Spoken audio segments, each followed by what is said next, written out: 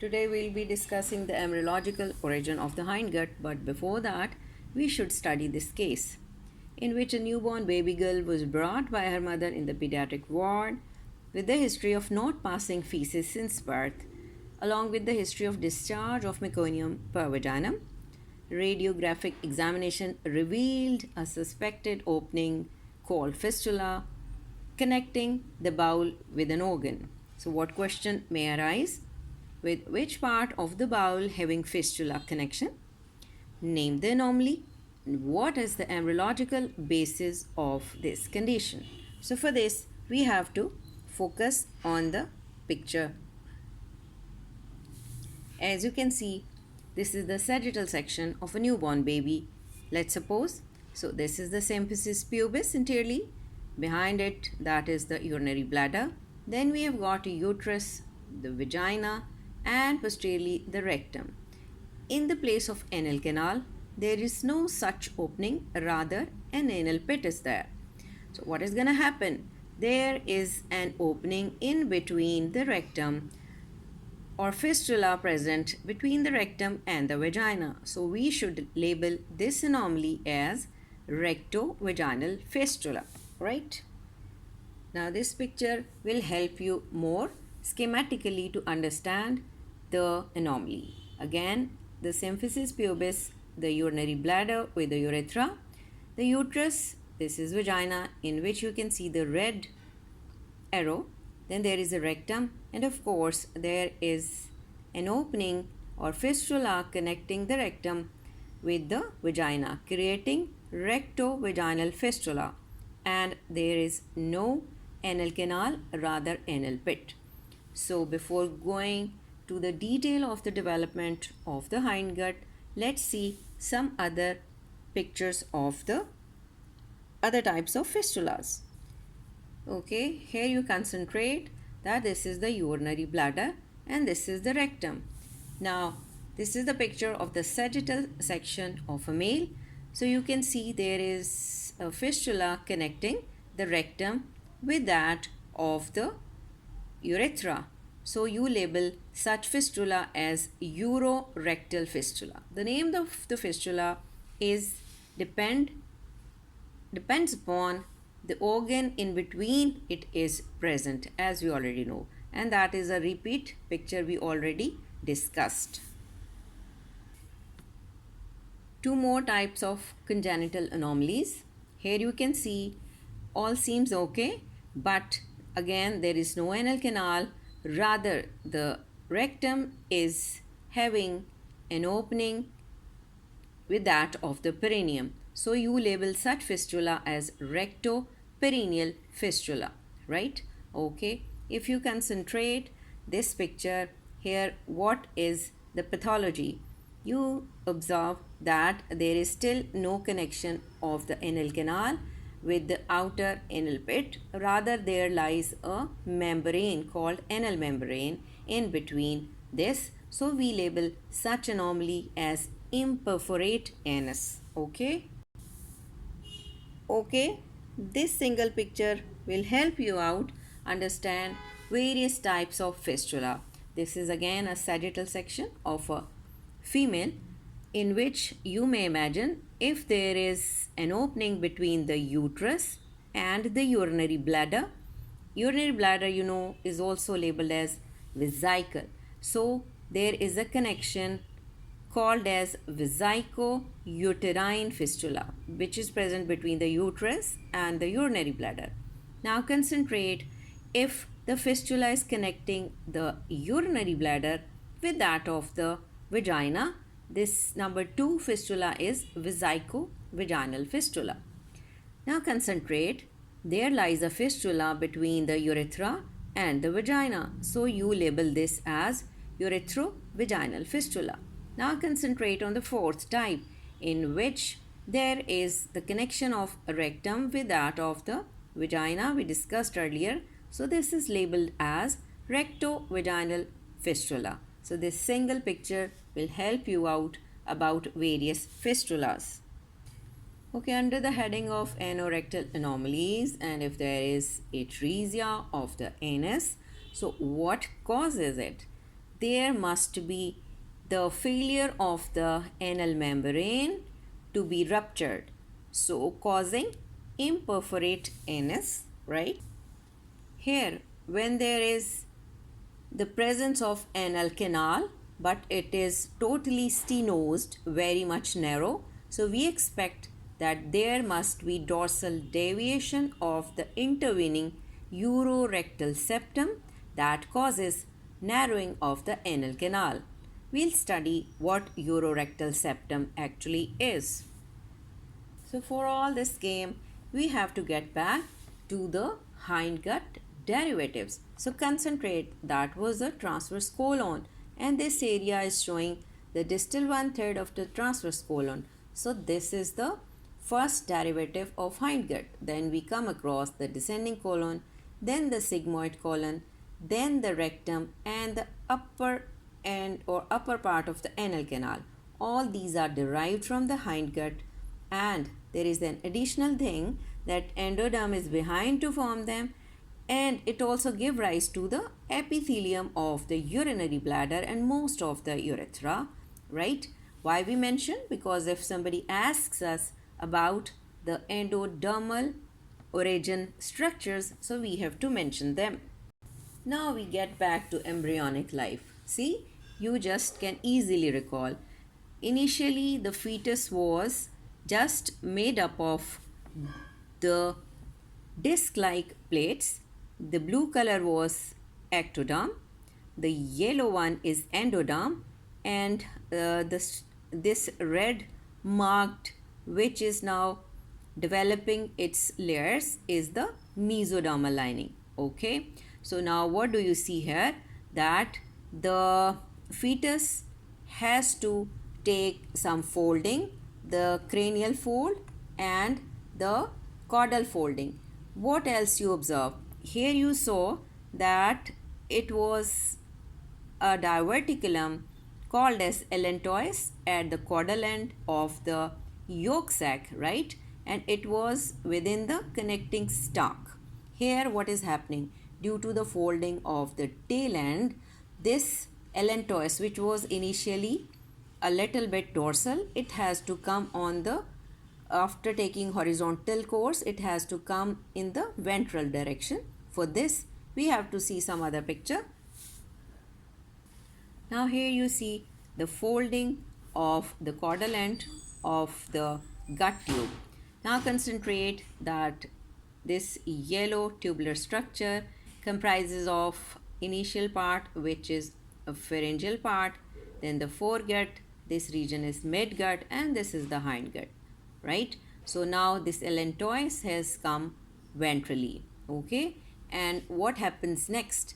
You can observe the yolk sac, which is being connected with the midgut via the yolk stalk, I would say, right? Okay, see some other picture for a better concept.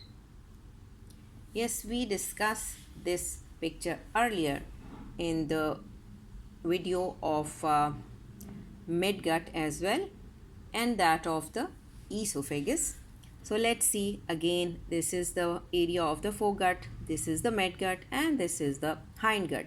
The most distal dilated part of hindgut is called as cloaca, and here you can see the ventral location of the allantois within the connecting stalk, right? Okay, move to the next. Now here, what do you see? Yes, this was the cloaca, and just ventral to it, this region is showing the cloacal membrane. So cloacal membrane is made up of endoderm and the ectoderm, but no intervening mesoderm. So you must be knowing this fact, okay? Now again, you see schematically that what allantois is and what cloaca is. Actually, first concentrate that allantois is nothing but a small diverticulum or projection from the caudal end of the yolk sac that runs into the connecting stalk. Next. Now due to the caudal folding, this terminal dilated end of the hindgut is known as cloaca, in which the hindgut ends, right? In this picture, the previous embryo is now placed in an upright position. Let me show you. Here it was lying transversely, but due to simplicity, we have turned this in a vertical direction. So let's see. Okay, so that was allantois, that was hindgut, and the chamber in which these both are entering is called as cloaca. And of course, the lower lying membrane is cloacal membrane. Now, what is gonna happen?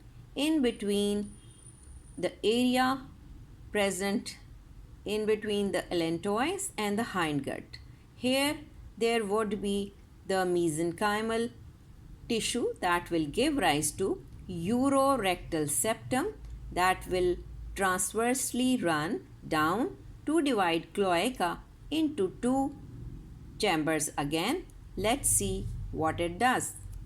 Yes, now you can see the urorectal septum has separated the cloaca into two parts. The ventral part is called as primitive urogenital sinus. It is again a dilated place. We label it as sinus. So that will give rise to urinary and genital organs. That's why we label it as primitive urogenital sinus. And now see, this becomes the rectum and the anal canal. The urorectal septum has run downwards to touch or reach the cloacal membrane, and here it is going to form perineal body. Now what is this urorectal septum is doing?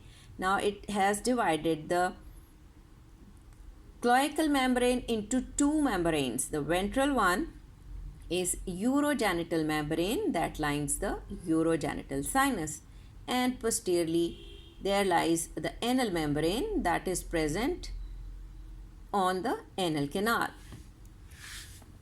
Okay, this picture just show you that, just mentioning you or showing you that we have to later on concentrate the formation of the kidney, in which mesonephric ducts are going to be opening in the urogenital sinus, right? So just concentrate about the mesonephric duct that is going to be entered into urogenital sinus of the cloaca.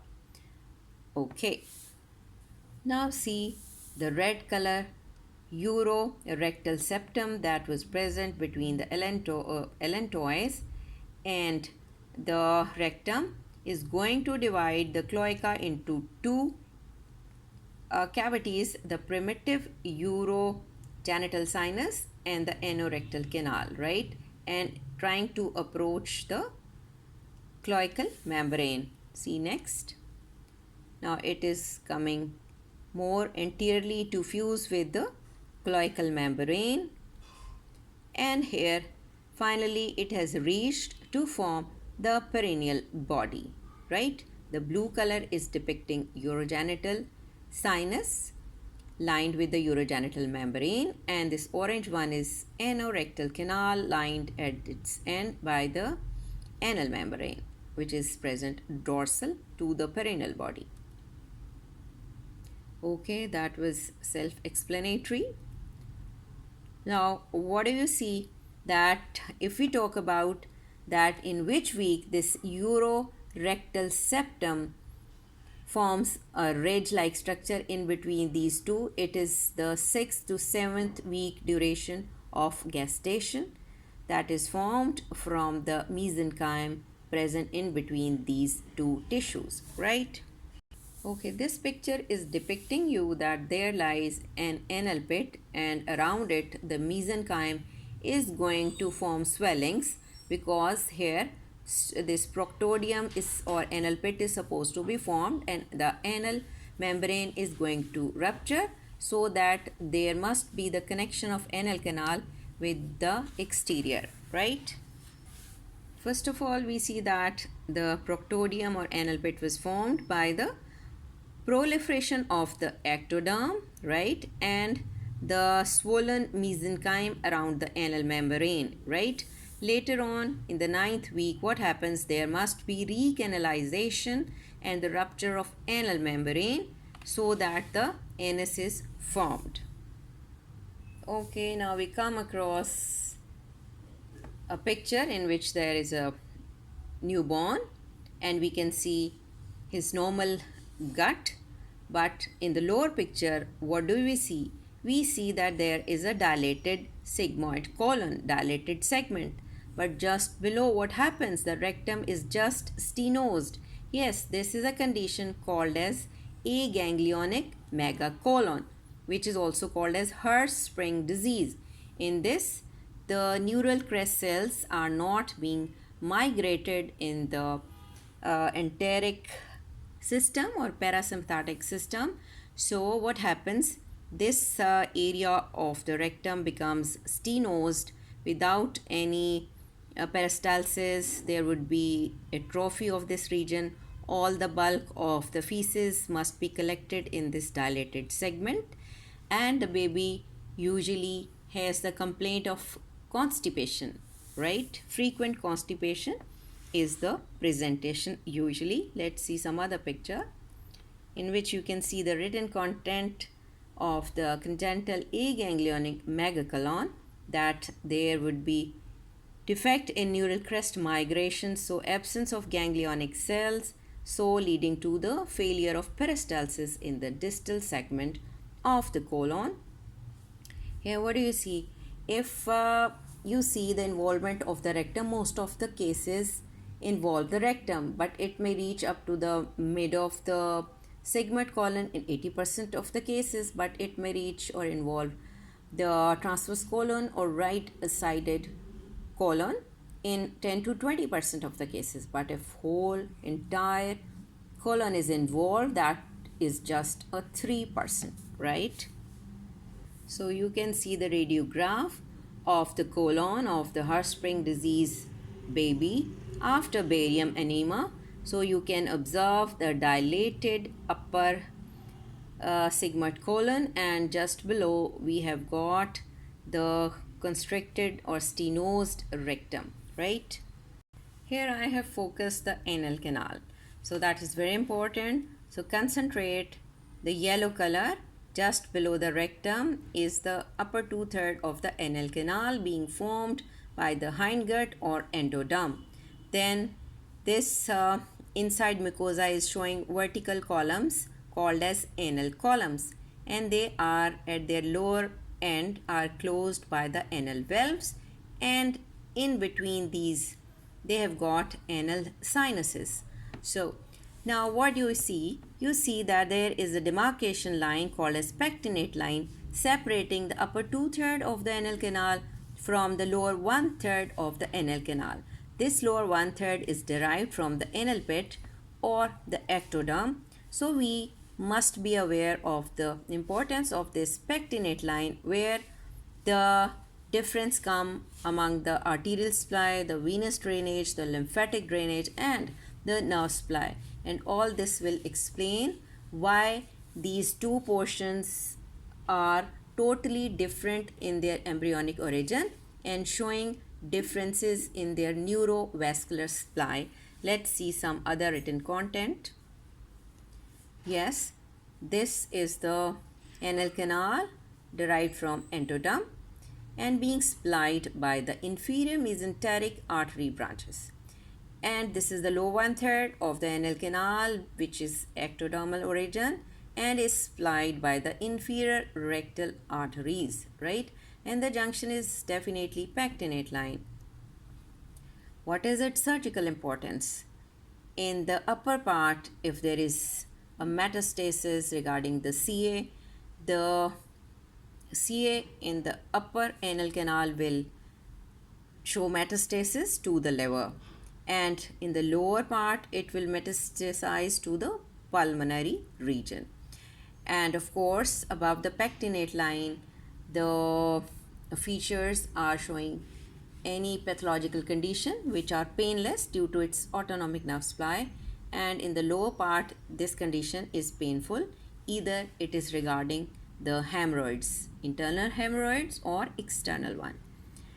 So if the superior upper two-thirds of the anal canal is involved, we have learned that superior rectal artery is going to supply, which is a branch of inferior mesenteric artery. Okay. And if the venous drainage, it is through superior rectal vein being a tributary of inferior mesenteric vein. And we know these inferior mesenteric vessels are the vessels of hindgut. So easy to remember. The lymphatic drainage is in the inferior mesenteric lymph nodes, and nerve supply we already discussed that from the autonomic nervous system. So this is the cause of painless hemorrhoids or other pathology in the upper two-thirds of the anal canal. So if it is the inferior part, we expect that it must be supplied by the inferior rectal artery, which are the branches of internal pudendal, and then the inferior rectal veins are going to drain it finally as a tributary into internal iliac veins. And do you see the lymphatic drainage? This area or lower anal canal will choose superficial inguinal lymph nodes. And the nerve supply is via inferior rectal nerve, which is sensitive to touch, pain, and temperature. That is why lower anal canal pathologies are painful, because this nerve comes from pudendal nerve, which is a branch of sacral plexus. Hence, we get pain.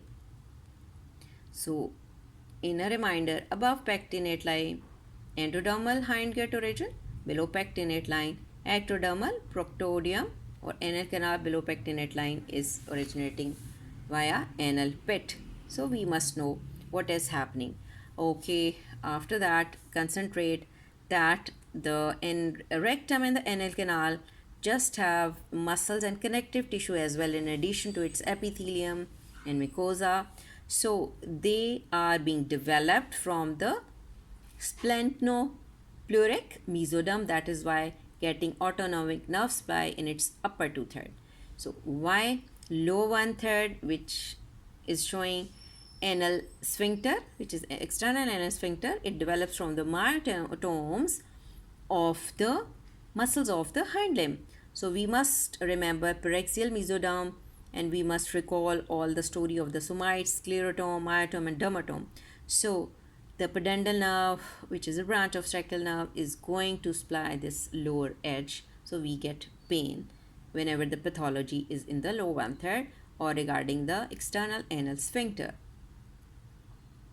Okay, this is the repeat picture which we discussed earlier. Okay, now just sum up. So let's see, that was initially cloaca, that is the lentois, and this is the hindgut. So we have got ventral lying cloacal membrane. So see what is going to happen. The mesenchymal tissue is growing to form urorectal septum. In its earliest stage, it will come downwards. See the next picture. It is coming down to reach to the cloacal membrane. Let's see the other picture. Yes, it is now partitioning the cloaca into two, the urogenital sinus, and this is anorectal canal. So that will give rise to the urinary bladder. And now we know the urorectal septum is touching the cloacal membrane to form perineal body, and we have got urogenital membrane anteriorly and anal membrane in the dorsal or posterior location. So that was all about the hindgut embryology. Thank you.